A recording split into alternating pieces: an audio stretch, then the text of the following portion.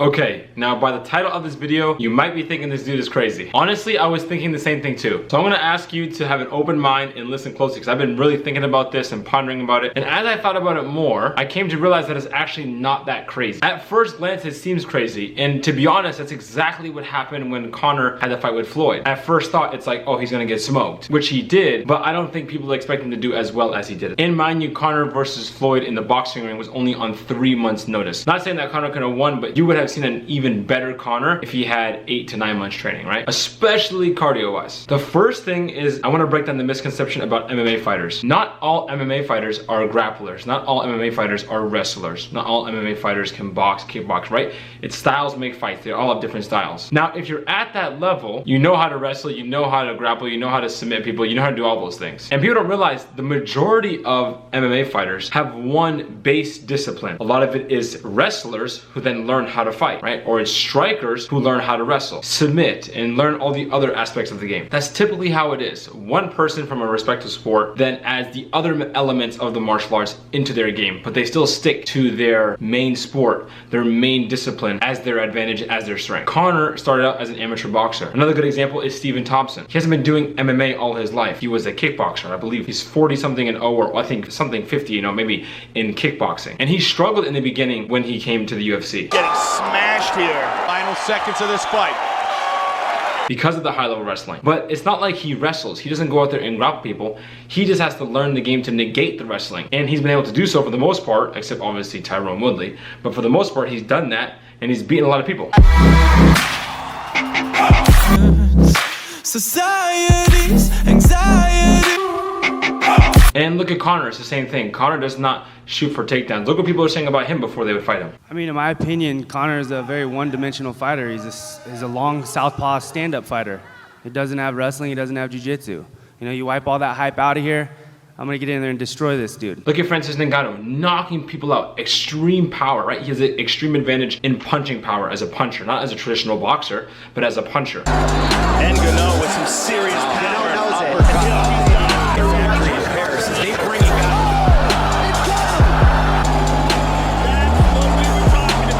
He versed a really good wrestler. Stipe landing shots from the outside, level changing, putting Ngannou just did not have an answer. He was tough to...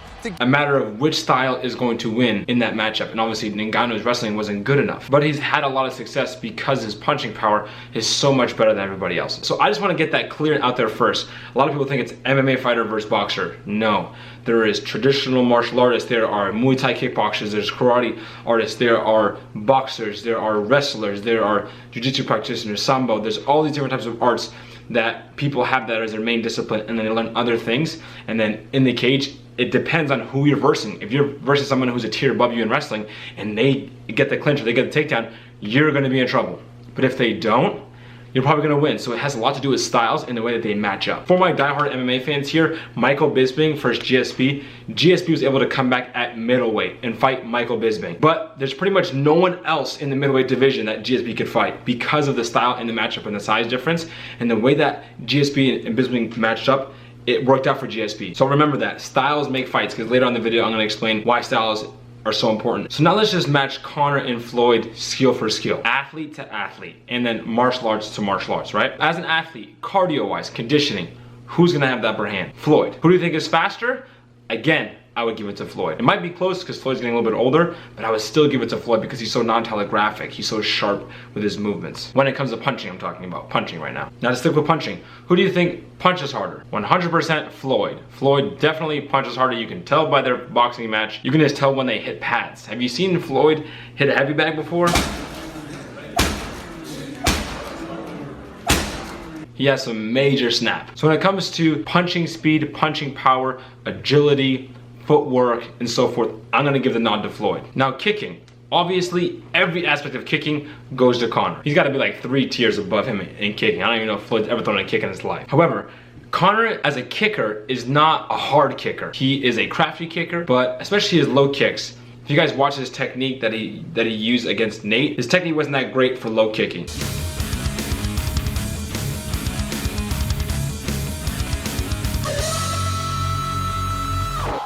Not saying it wouldn't hurt, but it's not like he's an Edson Barbosa or a big time leg kicker like a Jose Aldo or something like that. Wrestling and jiu-jitsu, this overall grappling game, obviously Conor gets 2 or 3 tiers above Floyd in that category. He's a brown belt in jiu-jitsu. Now if Conor was able to get Floyd on his back early in the round, it would obviously be a wrap. So the only nods I really give Conor, besides experience obviously in the cage, which is a big deal, but in terms of skill for skill and athlete to athlete, the only nod I would give him is having size, strength, kicking, and grappling. And for Floyd, I'd give him all of the punching nods.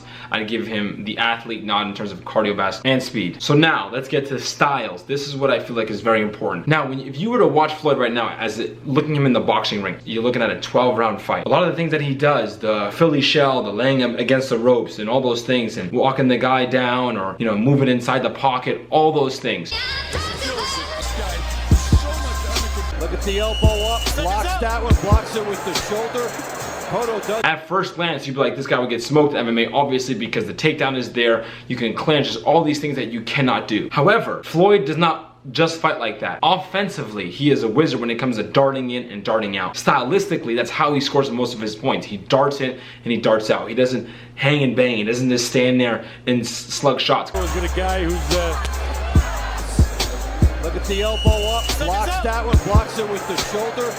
Cotto does get. That makes a big difference, especially when you're talking about MMA style punching. And when you're doing boxing 12 rounds, 12 3-minute rounds, taking times to rest and finding rounds to not exert so much energy are parts of the game. But if you're talking about a 5-round, 5 minutes, because it would have to be 5 minutes. Floyd wouldn't necessarily have to do that. And I know for a fact that if he decided to do an MMA match, he wouldn't do that. He wouldn't be Philly shelling and trying to stand up against the cage, you know what I mean? He would just be moving constantly, darting in and out, using his jab. He would just be bouncing in and out constantly, which is a part of his styles as well, which he can do. And he's done it with the best boxers in the world. So Floyd has a good boxing style when it comes to his approach and offense. All the other things, obviously, they don't work. When he stands there and he pull counters and he's on his toes and he's darting in and out, that is perfect style for punching in MMA. But Floyd is the best in the world, and he was the best at that. He was undefeated. He was the best at darting in, darting out. He's the one that made that cool in boxing. That style is in boxing now, of like hitting and not getting hit and not just like slugging it out. Floyd is a person who like made that popular, and other people copy that style now. So mind you, Floyd is not just a good boxer. Yes, he's out of his prime, but he's not just a good boxer transferring over, a good pro or a good young amateur boxer coming up in the ranks.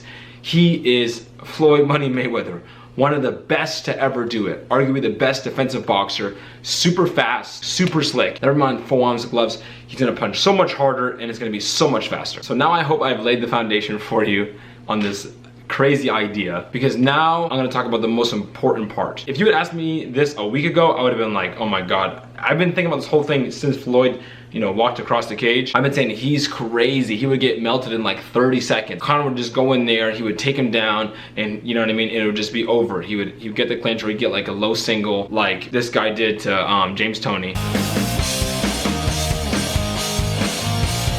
However, recently I watched that again, Randy Couture versus James Toney, and then I realized Randy Couture stylistically is a wrestler. He's a grappler. He didn't really care about the knockouts. Wasn't a big trash talker. Not Conor whatsoever. It was a pretty boring fight, and it was what we expected. Conor's style is not that at all. Yes, he could do that, but that's not Conor's style.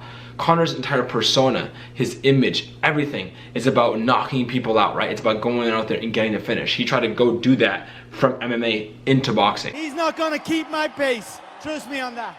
That's the worst shape I've ever seen him. I'm gonna breeze through him. Trust me on that. I'll stomp my foot right in the center of that ring. I won't go nowhere other than the center of that ring. And I really do believe that Conor thinks he is a better boxer when it comes to distance.